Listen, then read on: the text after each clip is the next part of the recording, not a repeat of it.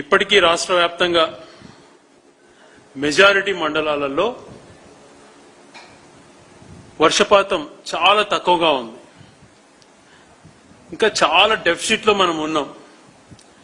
Kharif start అయ్యి 2.5 మాసం అవుతోంది. రైతులు 90% పైన పొలంలో పంటలు పెట్టుకోలేని పరిస్థితి.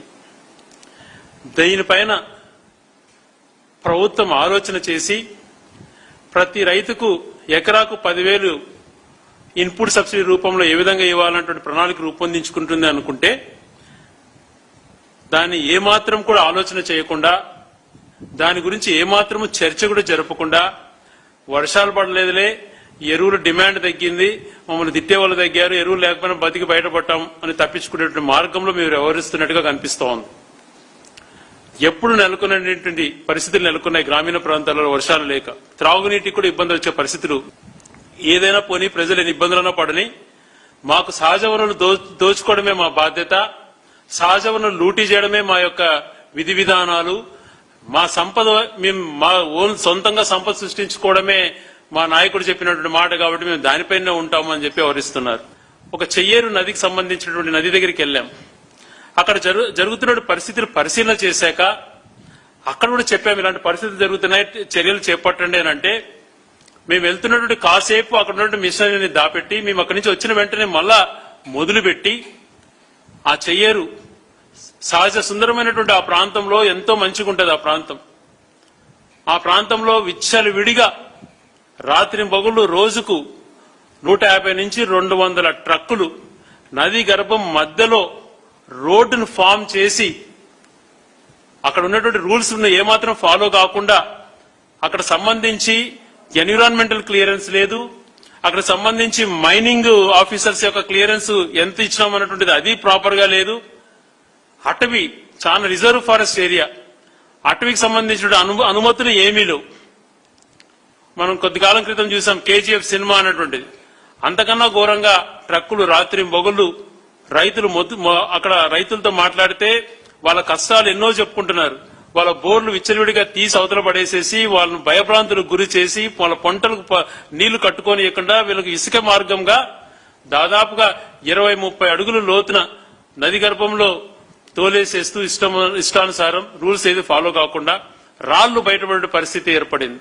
ఆ ప్రాంతానికి వెళ్ళినప్పుడు ఆ రైతులు తమ గోడు చెప్తున్నారు, మాకు ఇదంతా ఫ్లాట్ ఉండేది, నీళ్లు వచ్చినా కూడా పశువులు దాటుకునే దానికని మాకు దాటుకునే అందాసు ఉండేది. ఇప్పుడున్న పరిస్థితులలో మేము ఈ గుంతలలో ఎంతమంది చచ్చిపోతామో నీళ్లు వస్తే మాకు కూడా అంతుచిక్కని పరిస్థితి ఏర్పడింది. ప్రభుత్వం ఏర్పడిన మరుసటి రోజు జరుగుతున్నటువంటి కార్యక్రమం ఇది. దాదాపుగా ప్రభుత్వం ఏర్పడి 800 రోజులైంది. 800 రోజుల కింద వేసుకుంటే దాదాపుగా 1 కోటి మెట్రిక్ టన్నులు ఇసుక మాఫియా ఇక్కడి నుంచి తరలించారు ఆ ప్రాంతం నుంచి. మరి పర్యావరణం గురించి అనునిత్యం లక్ష్యలిచ్చే పవన్ కళ్యాణ్ గారు ఇంత దారుణాలు జరుగుతుంటే ఎందుకు ప్రశ్నించలేకపోతున్నారు? 2024 ప్రభుత్వం ఏర్పడిన తర్వాత అప్పుడు అన్నమయ్య జిల్లాలో ఉన్నటువంటి ఆ ప్రాంతంలో అప్పటి కలెక్టర్ ఒక మీటింగ్ నిర్వహించి దానికి సంబంధించి 3 లక్షల మెట్రిక్ టన్నులు మాత్రమే చేసుకోవాలి, అది కూడా ఒక నది గర్భంలో 300 మీటర్లే చేయాలా అని చెప్పి ఆయన ఒక జీవో కూడా ఇచ్చాడు, ఒక ఆర్డర్ కూడా ఇచ్చాడు, ప్రొసీడింగ్స్ అవి ఇచ్చాడు. దాని తర్వాత దాంట్లో కూడా మాన్యువల్ ఎగ్జిక్యూషనే చేయాలి, మాన్యువల్ ఎగ్జిక్యూషన్ చేసి మనుషులతో చేసుకుని ఒక ప్రాంతానికి తరలించుకొని అక్కడి నుంచి తరలించుకోవాలా. ఆ పర్మిషన్ ఇచ్చినట్టు 3 లక్షల మెట్రిక్ టన్నులు అని అంటే అవన్నీ ఏమీ ఖాతరు చేయకుండా నది గర్భంలోనే నీళ్లు ఉన్న చోటనే గుంతలు చేసేసి రోజుకు వేలాది టన్నులుగా దాదాపు 1 కోటి మెట్రిక్ టన్నులు, 3 లక్షల మెట్రిక్ టన్నుల పర్మిషన్ ఎక్కడ, దాదాపుగా 1 కోటి మెట్రిక్ టన్నులు అక్కడ ఎత్తేసినటువంటి పరిస్థితి ఏంటి?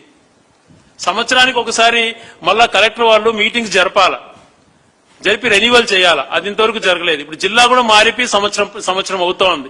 మరి ఇప్పుడున్నటువంటి వైఎస్ఆర్ జిల్లా కలెక్టర్ గారు దీన్ని గాలికి వదిలేశారు. మేమంతా వెళ్ళినప్పుడు ఆ మిషనరీ అంతా దాపెట్టేశారు. మళ్ళీ మేము ఇటు నుంచి అటు నుంచి వచ్చేస్తేనే మళ్ళీ చూడండి నది గర్భంలో కిందికి తవ్వేసి రాళ్ళు ఎలా బయటపడ్డాయి.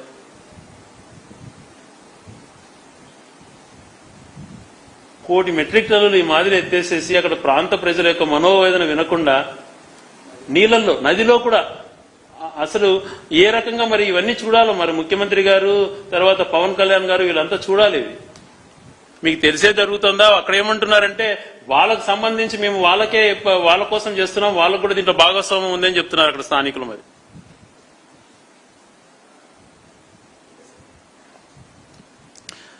ఇంత దోపిడీ జరుగుతుంటే దీని గురించి ఏ ఒక్కరూ మాట్లాడడం లేదు. 60-70 టన్నులు ఒక లారీలు వేసుకుని 150-200 లారీలు ఆ రోడ్లో ప్రయాణిస్తూ రోడ్లు నాశనం చేసేసి ఈ రకంగా సహజ వనరులు ప్రజలకు సంబంధించినటువంటి సంపద ఈ రకంగా దోపిడీ జరుగుతుంటే ఏమన్నా చెప్పండి. ఎప్పుడు కూడా ఒక పార్టీ పైన బురద జల్లే కార్యక్రమే చేయాలి, అపోజిషన్ పార్టీ అన్నటువంటి దానిపైన బురద జల్లేదే మా బాధ్యత అనేటువంటిది ఆలోచన చేస్తూ డైవర్షన్ పాలిటిక్స్ చేయడం కాదు. నీతి నిజాయితీగా అధికారంలో ఉన్నప్పుడు వ్యవహరించాలి. తప్పు ఎవరిదున్నా తప్పు అనాలి, మాట్లాడాలి.